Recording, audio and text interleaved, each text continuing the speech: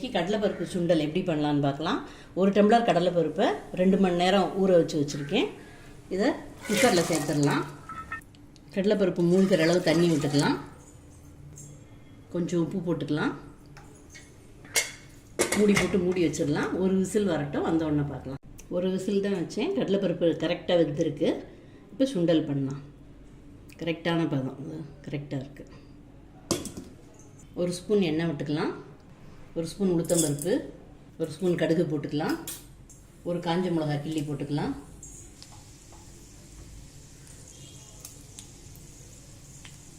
கடுகு வெடிச்சாச்சு. கொஞ்சம் பெருங்காயம் போட்டுக்கலாம். கருவேப்பிலை போட்டுக்கலாம். வேக வச்ச கடலைப்பருப்பு போட்டுக்கலாம்.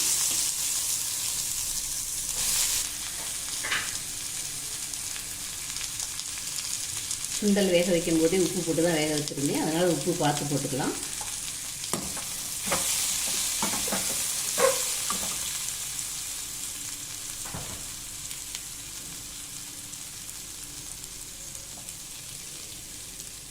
ரெண்டு ஸ்பூன் தேங்காய் துருவி வச்சுருக்கேன், அதை சேர்த்துக்கலாம்.